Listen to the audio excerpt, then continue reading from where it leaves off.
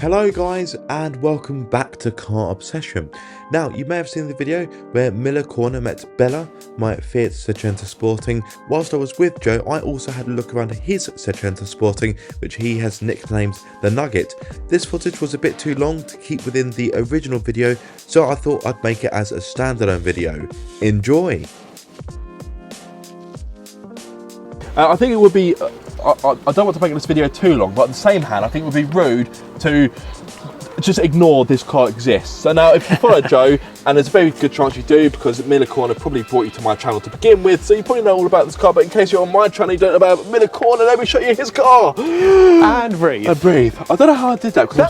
Did you present radio back in the day? That was very impressive. Yeah, Joe always T's and C's at the end of financial adverts. That's me. You always do those. I'm quite surprised I did that, because I'm still quite ill. By the way, guys, if I look quite rough, I know you can't see me now, which is probably a good thing. If you look at me and think, Jesus, he looks rough, I've been quite ill, so that's why. If I look a bit jaded, there's something I'm going okay. Around. Anyway, enough about me. You don't really care that much about me. You're here for the cars, not for my personal health. So yes, talk me as briefly as you can. Right, well, you got 30 seconds. Let's tell the story. Eight years ago, I think it was, I actually drove into this very car park that we're in now to do the reveal video for my channel. There's a massive playlist on my channel with probably 100 videos in it, so I'll trust that Aaron's going to leave a link. Click it, go and watch that playlist. It's many hours of me rambling on. Let's give you a too long didn't read. This was my first car. Had it for years, loved it, did a few little modifications and bits, did things like painted the wheels and did the vinyl bonnet stripe, and I've installed remote central locking on it, put some lowering springs on it. Then we swapped in a 1.2 Punto engine and did a custom exhaust, did a Sportex exhaust initially, which we've got plans for that. And then I found out that these cars are extremely popular in Poland because they were built over there. There was a huge sort of 3-4 day festival club meeting over there for them. So I drove the car there on my own, as it turns out, because plans for a convoy fell through. Had a great time. On the way home, got hit by a truck in Germany, which wiped the car out, bent the chassis legs, ruined it. Yeah, it got transported home, but really it was a write-off. Yeah. So I bought another one, and because that would have been my out. Most people would have taken that as an opportunity to go and buy something newer or faster or better. You know, I didn't. I loved the car too much, and I felt that there was more to do. So we re-shelled it into this one. A few more bits were done. We put coilovers on it. It's got now a full custom stainless exhaust on it.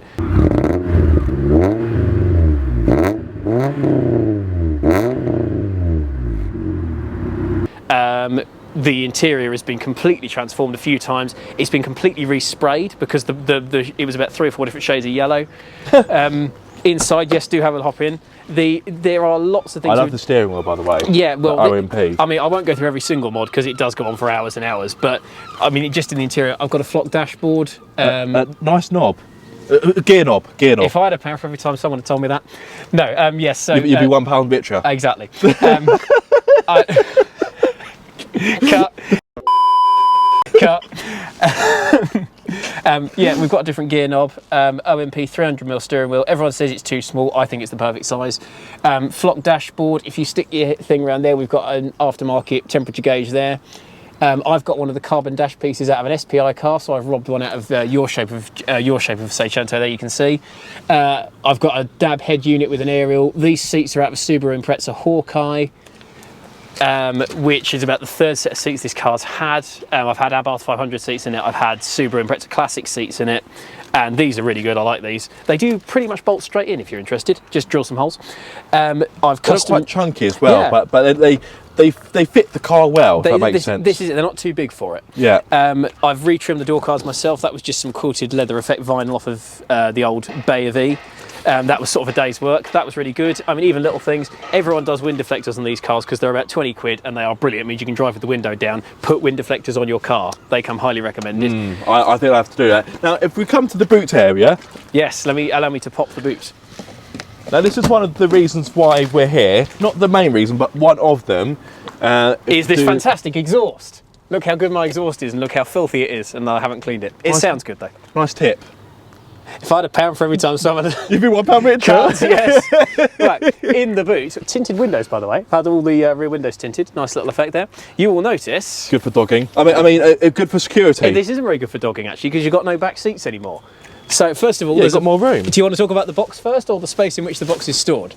Let's talk about the box. I've got you a present. Well, I mean, you're paying me for it, so it's not much of a present. But I've got you a present. Yes. So this will help Bella sound a bit more fruitful. We have Sportex exhaust in here, which I've slightly dropped. But yes, we'll pop that to one side for you there. So lovely. That is going to sound excellent, and I look forward to some sound clips of that. In terms of the back of the car myself, I mean, I am a man that's comfortable with his sexuality, so I have got these in there. Very masculine. Yes. Just very quickly, no doubt you would have spoken about this on your channel. Why did you remove the rear seats? Just because they were... Because I've got no friends. So I don't have people in the back seat. So I thought, well, you know what? Why have a tiny boot and a compromised back seat when you can have a massive load area? It's like a van. Well, they did make these as vans, didn't they? They did make them as vans, which I didn't actually know until after I'd done this. But yeah, this is a completely custom job. This was a lockdown job. Just when we've got a sheet of MDF from B&Q. I mean, it looks pretty good. Thanks very much. Yeah, this was a couple of sheets of cardboard to measure it, cut it. Basic camper van carpet of eBay. Yeah. That goes in there. It's in two pieces because then you've still got this. Here's a little bit of trivia for you. This grab handle is off of the original seat. This is for folding the original seat down. And if you just grab hold of that, so that it's pulls up. OEM plus. Exactly, because then that pulls up and then you can get to your spare wheel still. So it's very practical in that regard. But also it means if I want to do a bit of a sideline job in Hermes deliveries. I think you're right first time, weren't you? I think I was, yeah. Because there's every chance they won't deliver. Yay! Then I've got all the space in the world for it. That box you can see there is a hint at a future upcoming video on my channel. Who knows when that will go on. These custom made rear door cards, they've got speakers in them, and actually these are really good from a stereo point of view because they kind of got a solid backing to them. You get a good amount of bass even though they're only standard speakers. Yeah.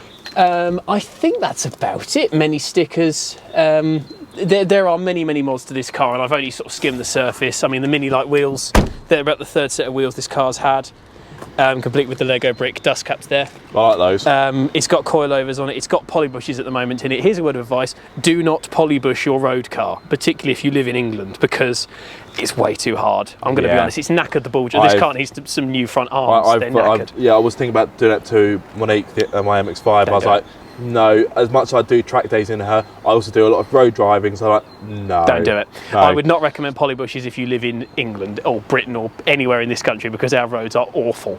Yes, even our car parks are awful, let alone the roads. I think we're about there. It's been to the Nürburgring. It went to the Nürburgring earlier this year. We drove there, we did over 100 miles an hour on the Autobahn, which I'm quite proud of. And it went around the Nürburgring twice, once in absolutely awful rainy conditions, and then once in drier conditions where we went for it a bit more, and then it started raining, so we didn't get a whole dry lap in, but that was a great experience. Go to the Nürburgring, that was brilliant. As it sits today, I mean, performance wise, it's got a 1.2 Punto 60 engine in it, it's got a custom intake, it's got a 4-branch manifold and a stainless exhaust, so optimistically 65 horsepower, 70 horsepower, so a bit more than standard. There's a whole story to this car. There's a whole lot more. I mean, I keep seeing things I haven't mentioned. You know, the spoiler's not original to my car because it's not an Abarth. We fitted that. The wheel arches have been rolled to accommodate these wheels. It's been rust proofed underneath because you want to protect. I care about this car. I want to protect it. Obviously, we did the respray on it. I've tinted the lights. There's so much that I can't explain it all. Go and watch the videos on my channel.